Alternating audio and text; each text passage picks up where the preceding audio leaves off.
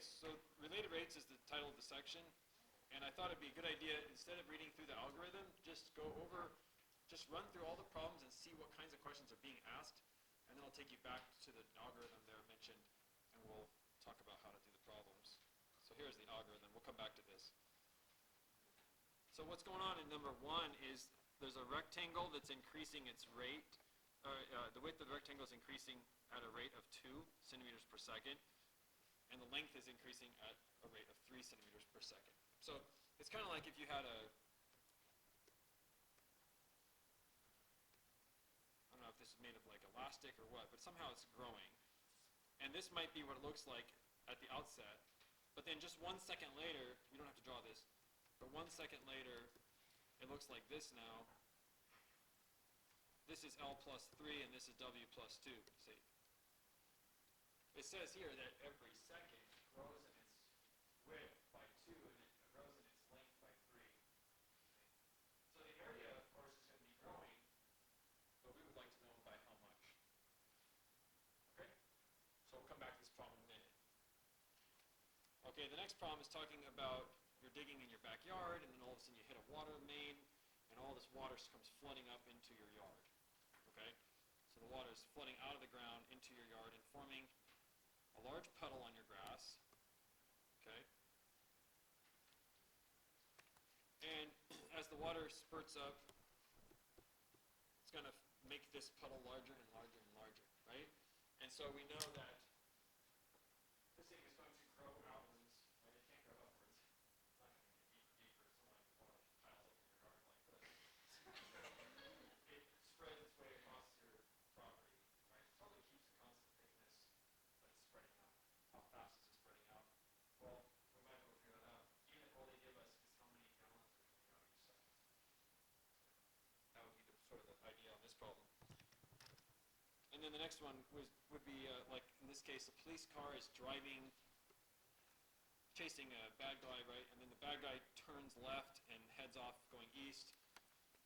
So the speeding car is ahead of the police car, and the police car hasn't reached the intersection yet. I don't know what he's going to do. He's probably just going to go screaming through this with a siren on, probably stop. You know? But the point is, knowing the speed of the police car, can we figure out the speed of this car? If we know how fast this distance is changing or something. So the reason I'm just going through these without reading the problems is I'm just trying to illustrate to you that all of them are about things changing, and they all have a given rate. This next one is about a shadow that's diminishing on a wall. So a man is standing next to a spotlight. This is the light L. Here's the man A. I'm going to call him L. And he's walking away from the spotlight. And of course, his height never changes, right? If you're a 6-foot man, you're a 6-foot man no matter where you stand.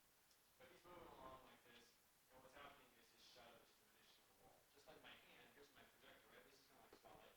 I put my hand here, I have a big shadow. If I move it toward the wall, the shadow diminishes.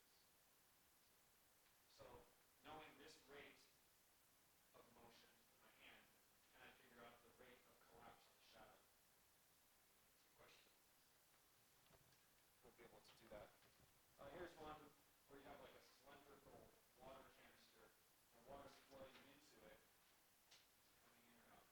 Water's running into it, and so the water forms its own little cone, and of course that's changing. So the height of the water is rising, the radius of the water is growing, right? But knowing maybe how fast the height is changing, can you figure out how fast the radius is changing? Or knowing how fast the water is coming in, can you figure out how fast the height changes? These are all questions of rates that are related. The related rates. The rate of flow versus the rate of increase in height. This one is about the Pillsbury Doughboy rolling out dough, okay? And he's trying to make cookies, you know? That's what he does. He's a good guy.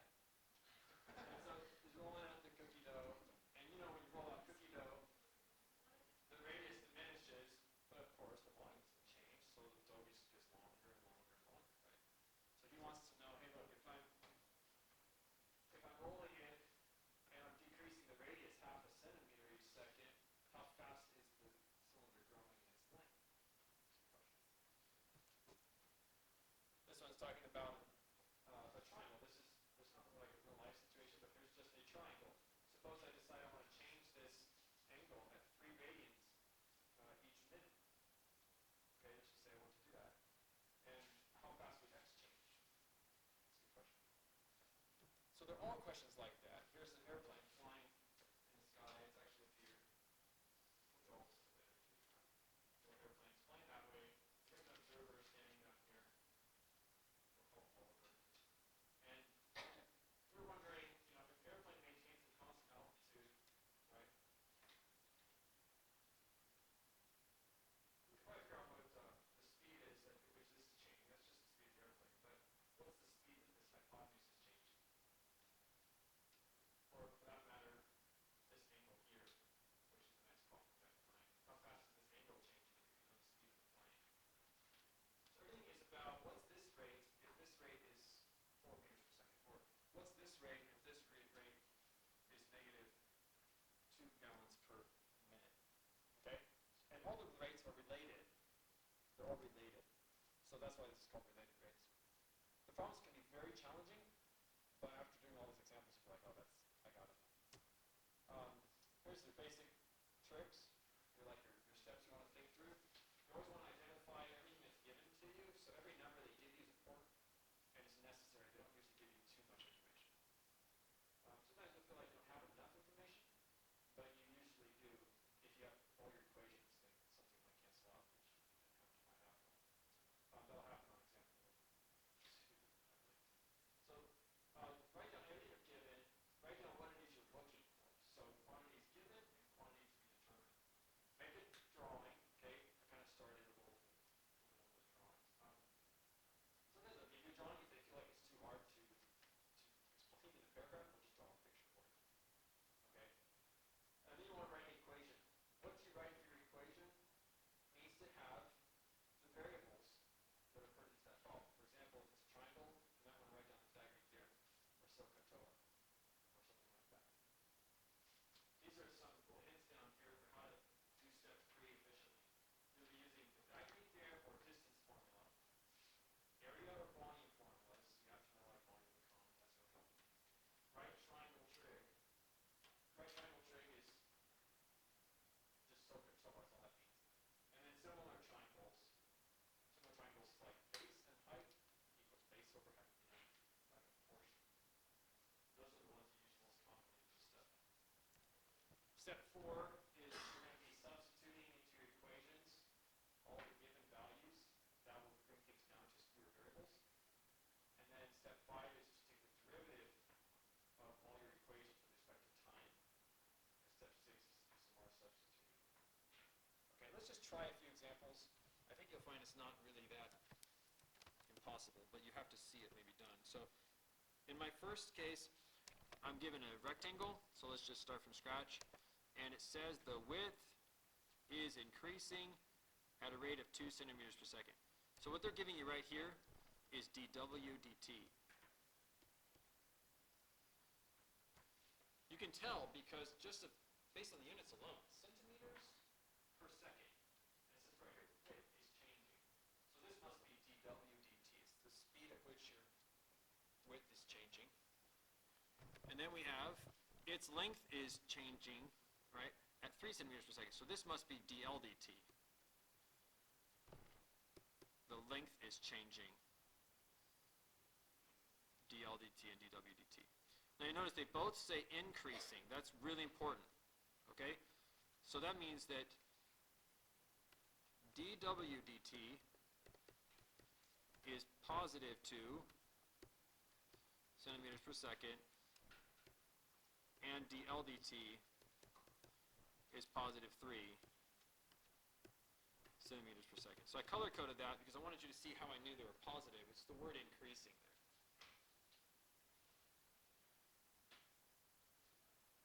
Okay, so the first thing I did was I wrote down the given quantities. Okay, now I'd like to write down the requested quantity. Like, what am I trying to find? Well, it says at what rate is the area increasing. So actually what I'm looking for is dA dt. See? So that's kind of step 1 is to write down what you know and what you're looking for. Step 2, remember, was to make a sketch. That's pretty simple in this case. I'm just going to draw a rectangle. And this, of course, is length and width. And area, of course, is LW. I wouldn't put any numbers on it if I were you. Okay? For the first picture. But I usually draw another picture for this when part. So see how it says right here, when its width is 4 and length is 5? I'll usually make a separate picture for this. Right here. So the first picture is really generic, no numbers, really. But the second picture has details about a certain instance. Okay, so just want to remind you what this problem is about. This is about a rectangle which is growing, so really watch my hands. Okay, so I have a rubber band here. Okay? The idea is that the width is supposed to be increasing at 2 centimeters per second, but the length at 3. So it looks like that when you move it. It's actually getting taller. It's getting wider faster than it's getting tall. See? That's what's going on. Oh no, sorry. It's getting wider. It's getting actually longer as faster than it's getting wider. You know, so it's kind of complicated. So you don't want to put numbers on it here because it's always changing. But there is one instance when the length is 5 and the width is 4. I meant to write W equals 4 here. Right? There is this one instance when the area is 20. But it's only once, and it never happens again. And just prior to this instance in time, it wasn't 20. It was something else, some other area. Something smaller. And after this time, the area will be bigger than 20. Okay, so this is all I needed. And now I'm going to write down any formulas that I feel are pertinent. This is step 3. So step 3, what formula comes to mind? Well, you want it to have A in it, and L in it, and W in it. So the only thing I can even think of is A equals LW. I can't even think of anything else that would pertain to this problem. Okay, so that's like step 3.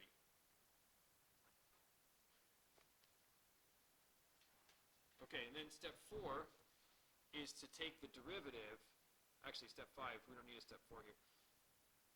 Step 5 is to take the derivative of this thing. So when we say take the derivative in this section, we mean do d dt on both sides. This is the time derivative. Okay? Time derivative. So last night you took the derivative of volume or whatever, and it was with respect to radius. This is derivative with respect to time, d dt. All right. So this is a product rule because your function is LW. Right? And so both length and width are changing. So we have to do W times dL dt plus L times dW dt. It's actually a product rule. So we'll write W dL dt plus L dW dt. And I like to use parentheses to help me keep things organized. The left side is just dA dt. Since I was actually looking for dA dt, all I need to do is plug everything into the right-hand side. Okay? So if you go back to the instructions at the top, they told us that dL dt, remember, was 3. And so that would go here. And let's go ahead and put in units for our first time together. This is our first problem we've ever done, so we'll go ahead and use units. So this was 3 centimeters per second. And also given in the instructions were dw dt. dw dt was 2 centimeters per second. Right? And we want to know the instant. We're trying to find dA dt when L is 5 and W is 4, see? We just want to know that instance. So I'm going to write this as dA dt when L is 5 and W is 4. And so I need to plug in 4 and 5 into my other two lengths.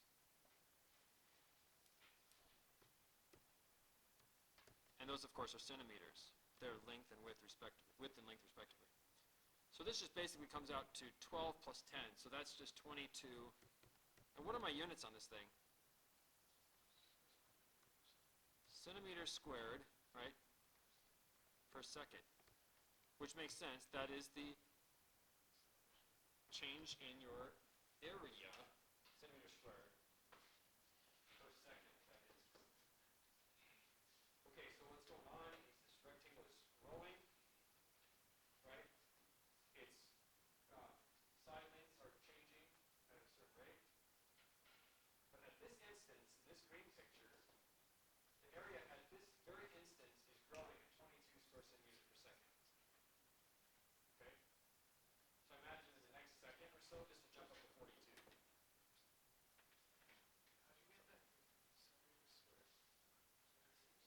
Centimeters times centimeters per second would be centimeters squared per second.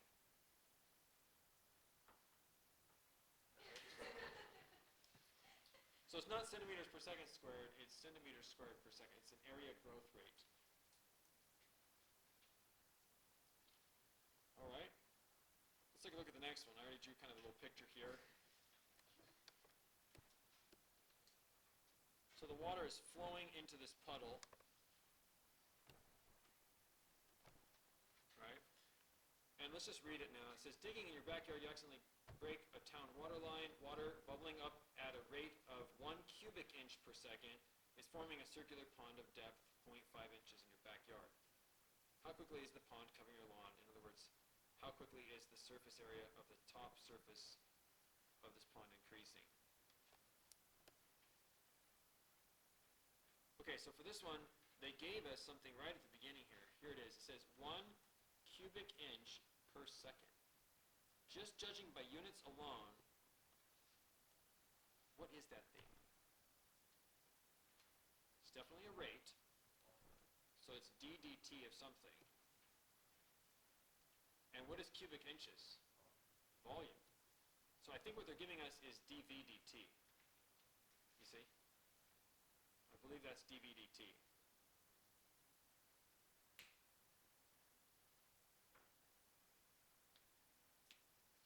Well, if the water is coming out of the ground at 1 cubic inch per second, okay, 1 cubic inch is, yay big, a little box of water, not that big. One of those per second is being added to your lawn. So the volume of the puddle is also increasing by 1 cubic inch per second. So the best we can do here is to approximate this puddle as a cylinder.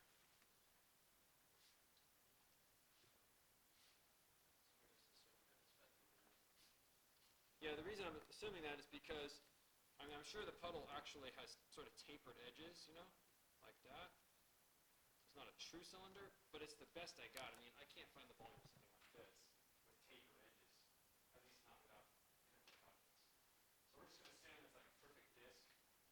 And the height isn't actually changing. It's just growing in its radius. Like I said, the water's not going to pile up unless this is like fantasy film or something. There's a flood, the water's it's going to spread out like this. So it's a ½ inch deep and the radius is growing.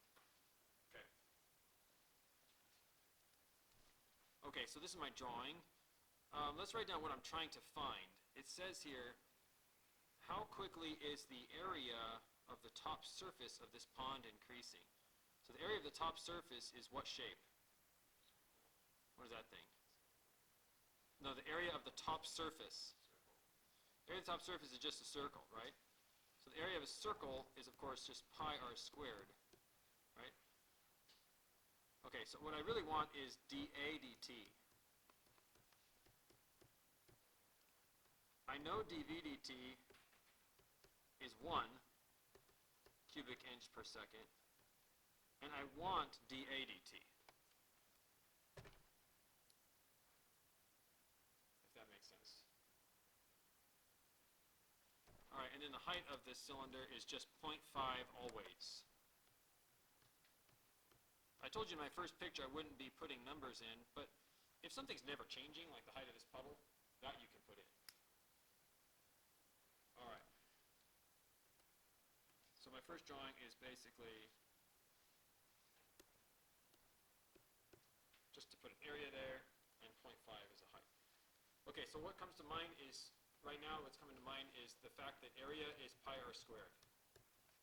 That just popped into my head. I don't know where I got it from. Did it pop into your head at all?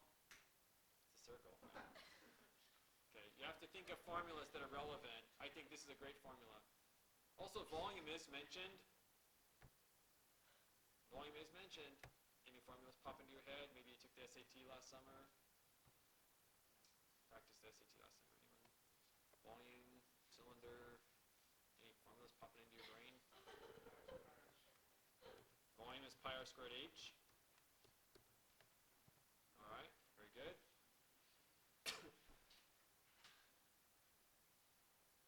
We might want to just substitute this in then. So can we just say that the volume is just AH? It's true, right? Volume is just AH. All right. And since the height is always 0.5 and it never changes, the volume is just 0.5A. Right. Okay, now let's take the derivative. We haven't done any calculus yet. So what we're going to do is just take the derivative of both sides. We're going to put a ddt on the left and a ddt on the right.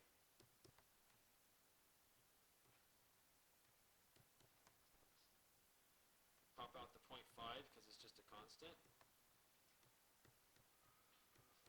I think they gave us the left side. They told us this was 1 cubic inch per second. And the 0.5 here, let's put units on that 0.5. This 0.5 is units inches here. So this is 0.5 inches.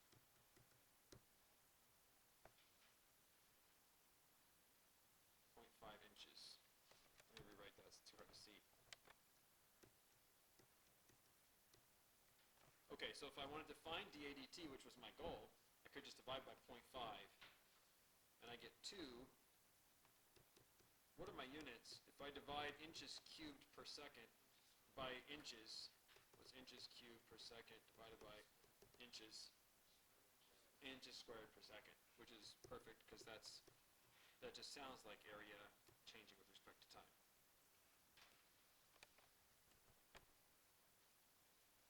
All right.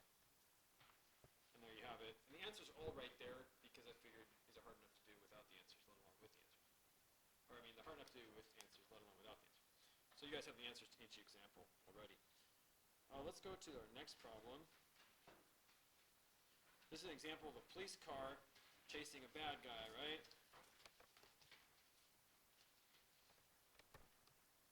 Okay.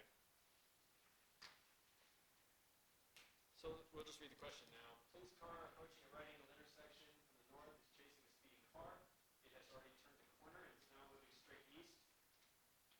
When the police car is 0.6 miles north of the intersection and the car is 0.8 miles east, the police then determine with the radar distance between them and the car is increasing at 20 miles an hour.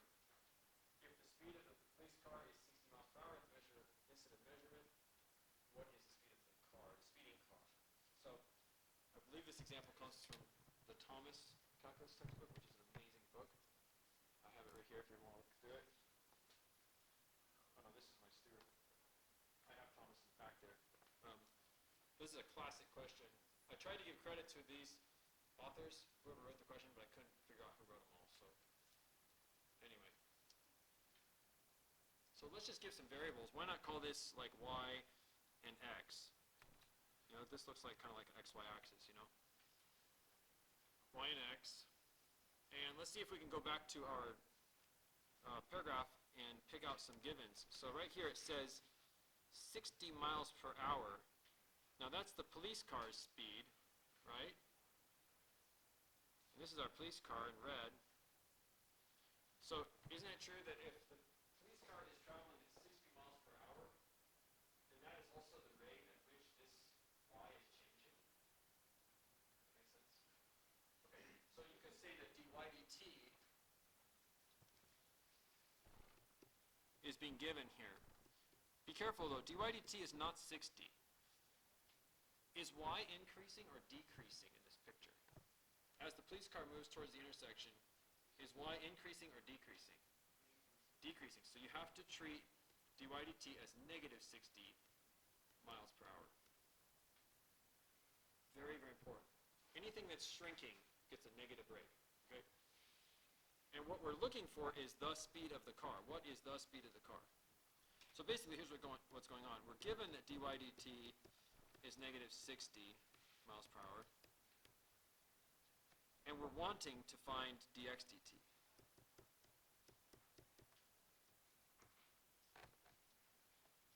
But there's another given up in the paragraph as well. It says that the police car uses a radar and aims it at the moving car, and they can see over there. They've already started, they can see it. They shoot at it, and they find out that this distance right here is growing at 20 miles per hour. This distance is growing at 20 miles per hour. So why don't we call that z? Right here, we'll call this hypotenuse z.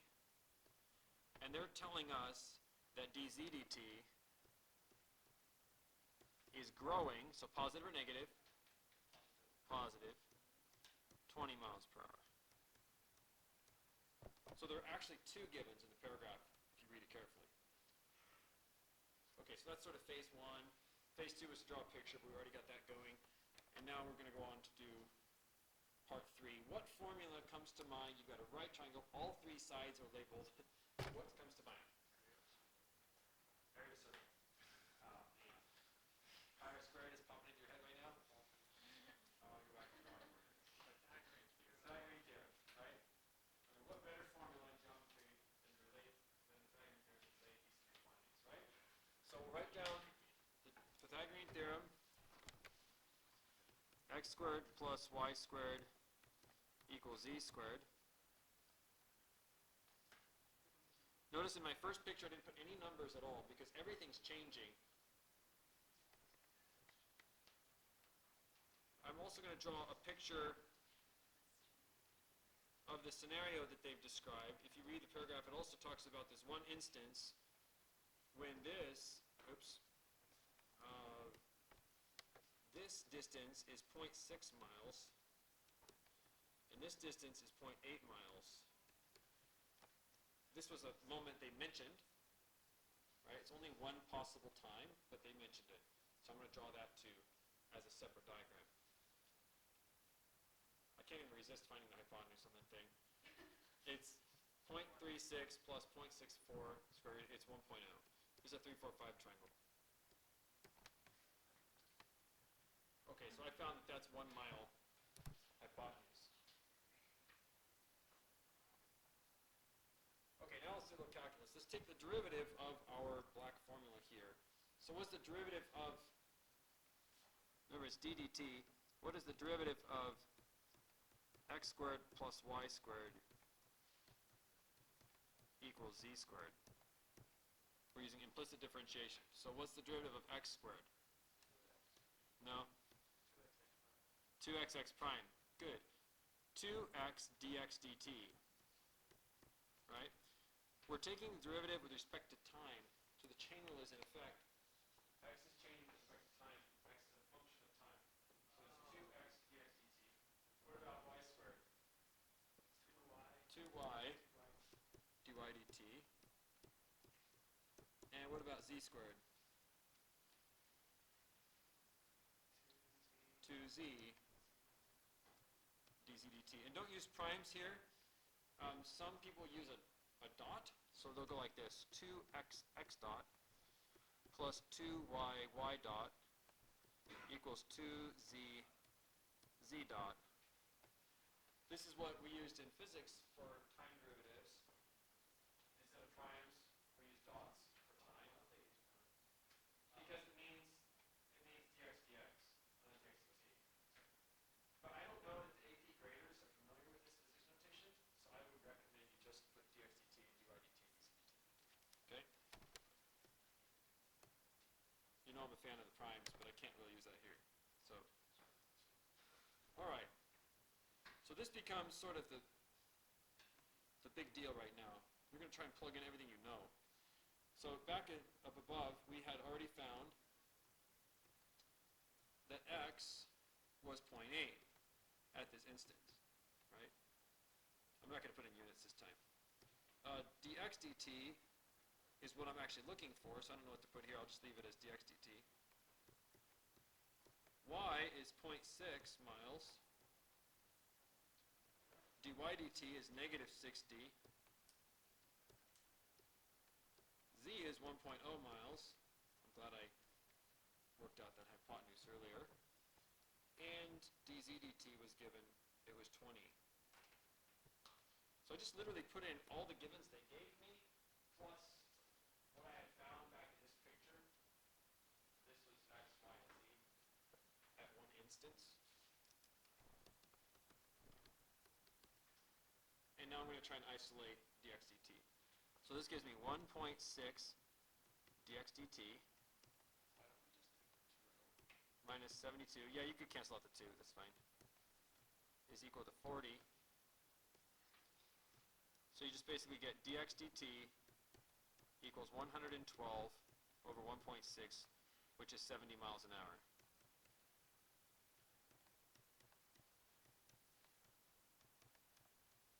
I didn't show all my units all throughout the problem. But it's kind of tedious because this one's more complex. So the first one we did was area equals length times width. Second one we did was area equals pi r squared. Third one we did is Pythagorean theorem. And every problem is different, as to what you're going to need. Let's look at this one. So this is about the man walking towards the wall. So the wall is actually over here. This is our wall. This is a spotlight.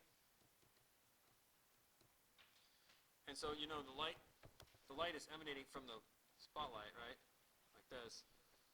But if the man's standing in the way, get out of the way, yo. Here. See, this guy's standing here, right? So the light can't pass through his body, right? So it passes up over his head and hits the wall up here, right? But because he's blocking path of light, there's going to be a shadow on the wall right here. So I'll draw the shadow in purple, because shadows are purple. This is your shadow, the purple there. And as he moves forward, right, like maybe an instance later, let me just draw, you don't have to draw this picture, but say he moves closer to the wall, he'll be over here now, and the shadow will be shorter, and more light will get through. So this will all be light. And the shadow is now shorter. So that's just what's happening as he moves toward the wall. Okay, one picture's good enough for now. We need to give the man a distance from the light. He's walking away from the spotlight. So I was thinking we could call this x right here. And if you read the instructions, it tells us that this distance right here is 40 feet.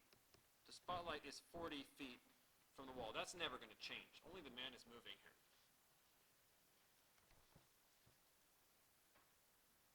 Okay, so here I have the length of the shadow. That's important. I think they're going to ask me about the length of the shadow and how fast it's changing. So maybe we should give that a name. Why don't we call that y? The length of the shadow. So what comes to mind when you see a small triangle and a large triangle nested together like this? They're both right triangles, and the base here is x, the height here is 6, the base here is 40, and the height here is y.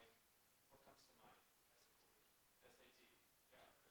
And if you've done the SAT or prepared for the SAT, you know that every shadow problem is a proportions problem. Right? I mean, every shadow problem I've ever done in algebra 1, pre-algebra, pre-calc, whatever, they're always like proportions. Okay, so I'm just going to write 6 over x equals y over 40. I don't think the Pythagorean theorem is helpful here. Okay, so what comes to mind is 6 over x equals y over 40, which I can cross multiply to make xy equals 240.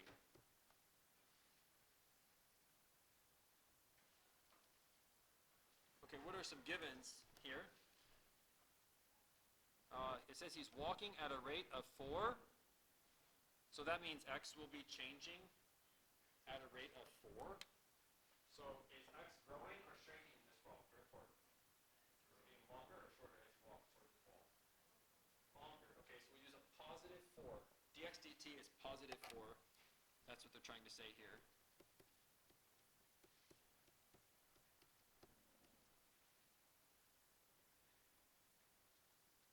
I don't know what dy dt is. That's actually what I'm looking for. It says determine the rate of change of the shadow.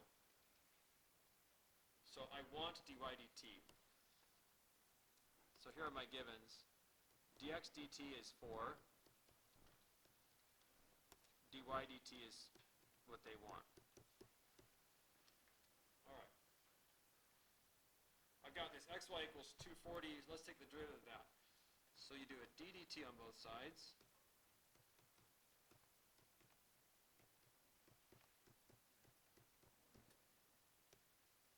So what's the derivative of xy with respect to time? What is it? dx dt times y plus, good, Hunter, so dy dt times x. What's the derivative of 240 with respect to time? Yeah, 240 doesn't change with respect to time. 240 is 240 always. So that side's just 0's derivative of a constant. Our givens were that dx dt was 4. Y, not sure yet what y is. We'll come back to that. dy dt is what they're asking for.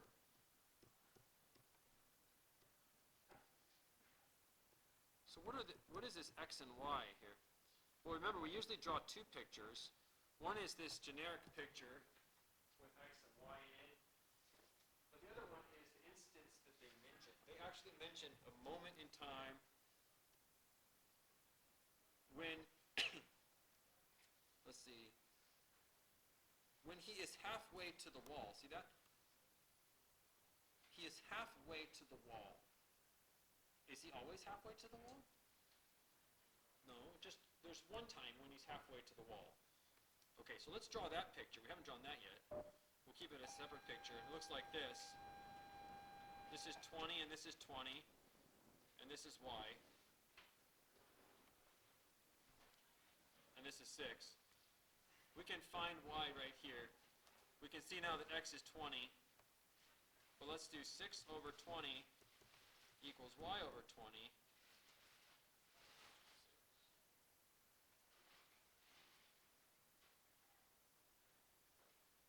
No, 6 over 20 equals y over 40. Remember, it's base, it's height over base equals height over base. Okay, so it turns out that y is 12, and that would go into your formula here. So 48 plus dy dt times 20 equals 0. So dy dt is negative 48 over 20. Negative 2.4. Does it make sense to you that the shadow rate is negative? Yes, because it's getting smaller as you walk slowly.